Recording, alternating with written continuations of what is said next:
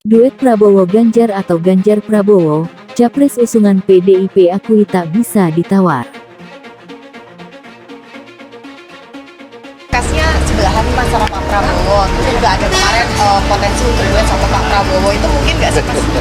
Semua calon yang punya potensi untuk berpasangan dengan saya sama jaraknya.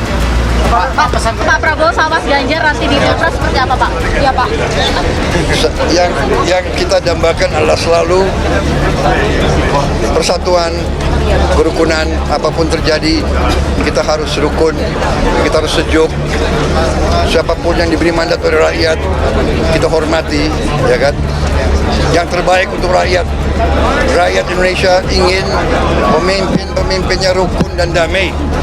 Saya kira itu saja. Ya, kalau Pak Prabowo itu kan dari awal dan sampai dengan terakhir semalam mengatakan bahwa mengutamakan persatuan dan kerukunan semuanya. Jadi dalam hal ini, Partai Gerindra dan Pak Prabowo juga itu sangat-sangat mempunyai prinsip bahwa semuanya ini adalah teman.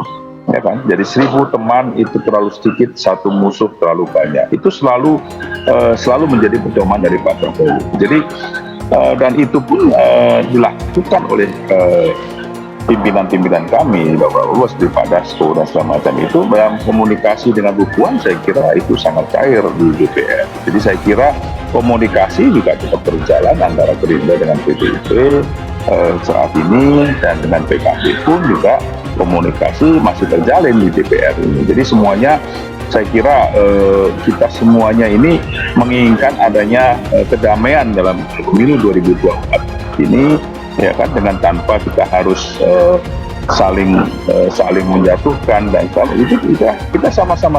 Dan karena Pak Prabowo juga menekankan bahwa untuk membangun negeri ini tidak bisa sendirian. Harus semua pihak harus ikut terlibat untuk membangun negeri ini. Nah tentunya berpikir ini yang terbaik. Nah begitu juga dengan sahabat kami, rekan kami, saudara kami, Bung Habibur Rahman dari poros Gerindra, ya sangat wajar menginginkan Bapak Prabowo sebagai calon presiden. Tentu belum wakil presidennya, calon wakil presidennya. Nah,